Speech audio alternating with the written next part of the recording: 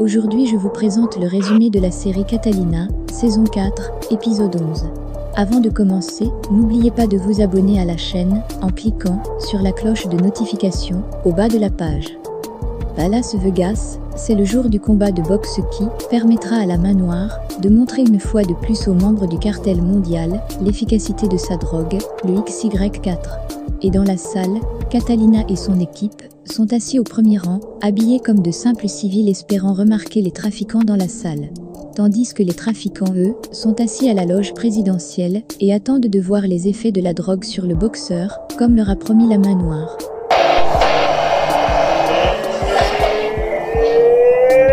Mesdames et messieurs, bienvenue à ce très grand événement sportif, le combat du siècle.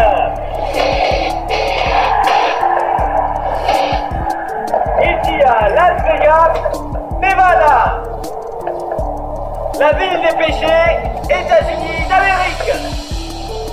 La Main Noire décide de ne pas se rendre à la salle de combat parce qu'il veut garder son identité secrète, il n'aimerait pas se faire remarquer. Il va donc voir le combat sur son écran, depuis sa maison. Vegas reste à Vegas. Que le spectacle commence. Dans la salle, Catalina, Vanessa, Natalia et Paola sont déjà assises et Valeria vient les rejoindre.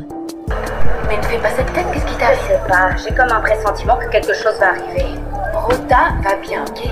Et j'ai besoin que tu sois concentrée sur cette mission, d'accord? Eh oui, d'accord. C'est bon, tu vas bien?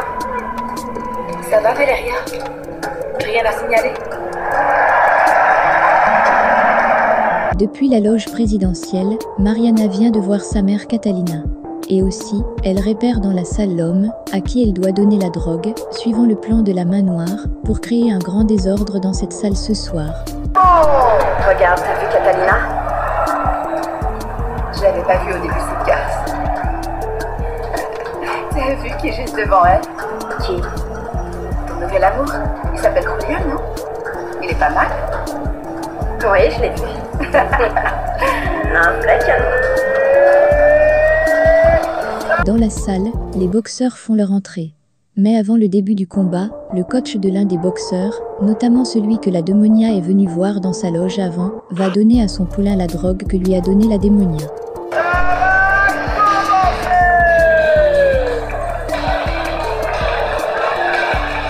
Et nous avons dans le coin rouge, avec un poids de 80 kg, mesurant 1m78, 28 combats de gagner, 15 par KO, 3 à égalité.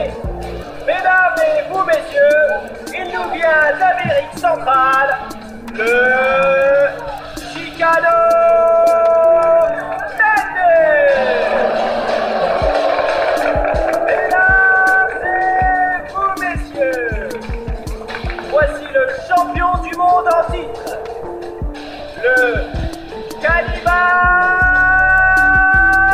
Jenkins.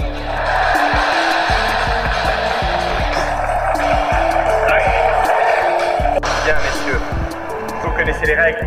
Pas de bas, vous m'écoutez moi et la cloche. Je veux un combat propre. Tu es prêt? Je suis prêt. Tu es prêt? Je suis prêt. Saluez-vous, ok?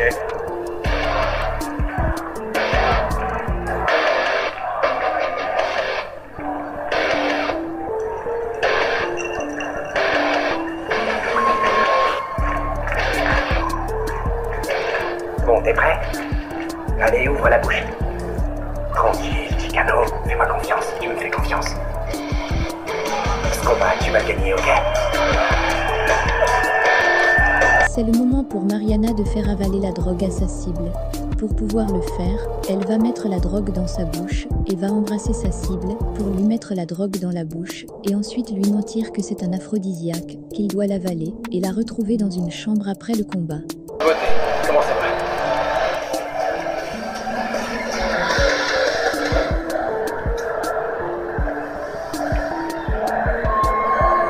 C'est juste un petit avant-goût de la nuit formidable qu'on va passer ensemble. Tu te rappelles, je t'ai dit que ce serait inoubliable, n'est-ce pas? Ce que j'ai hâte. Tu vas gagner beaucoup de fric, tu sais. Et ce sera pour très très bientôt. Alors, Tessia. On se retrouve dans la chambre 602. Après que Mariana ait donné la drogue à sa cible et qu'elle est en train de partir, Catalina va la remarquer de dos et va se lever pour la suivre. Catalina, où est-ce que tu vas? Catalina! Sur le ring, Shigano a déjà avalé la drogue que son coach lui a donnée. Mais il se fait battre par son adversaire étant donné que la drogue n'a pas encore commencé à avoir effet sur lui. Il sera même mis KO et c'est à ce moment que la drogue va commencer à faire effet sur lui. Il va donc se lever et va enchaîner les coups de poing sur son adversaire jusqu'à le mettre à son tour KO. Regardez, il prend un coup droit tueur de Jenkins. Ouais, yeah.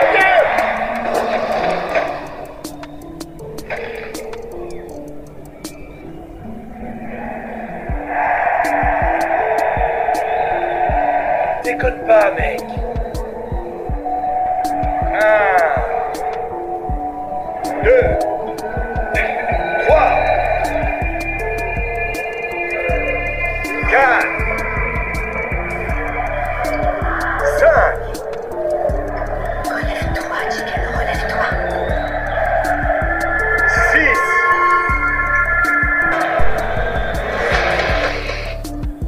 Vas-y.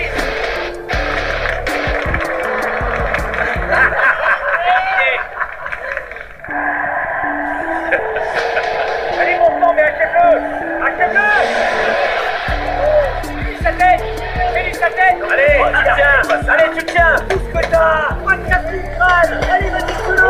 C'est une faute. Ouais, il est KO ou pas? Arrêtez-le, c'est pas possible ça.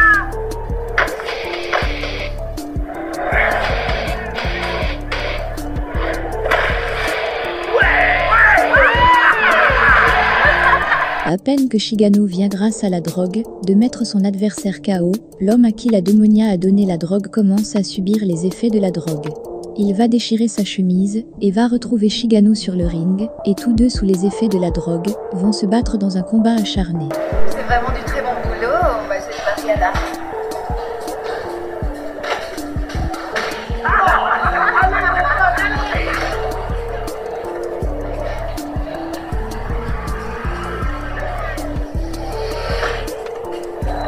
Allez, vas-y, détruis-le. Détruis-le tout bêtement, Chicano.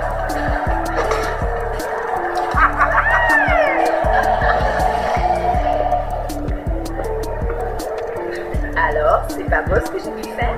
C'est merveilleux, mais allons-en et vite. Ça grouille l'agent de la DEA. Alors que les trafiquants profitent encore du spectacle que leur offrent les deux hommes drogués, Mariana leur annonce qu'il y a beaucoup d'agents de la DEA dans la salle. Ils seront donc inquiets de savoir comment ils vont sortir de la salle.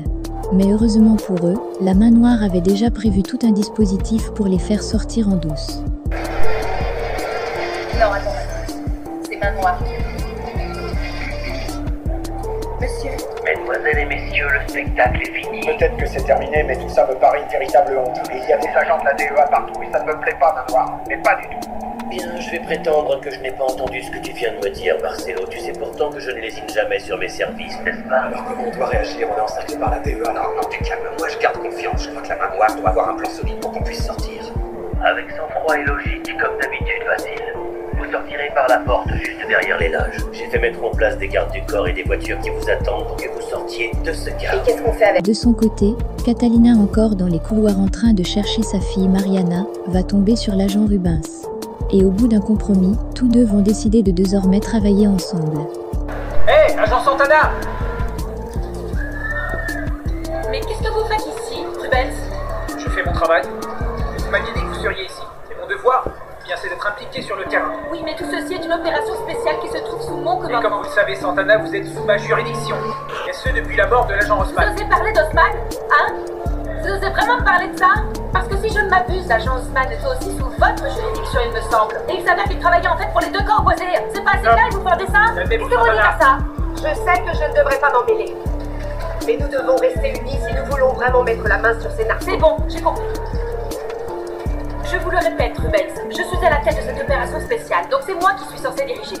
Mais d'accord, puisque vous êtes ici et qu'on est sous votre juridiction comme vous dites, eh bien on va vous obéir, quels sont vos ordres? On se dirige vers les loges.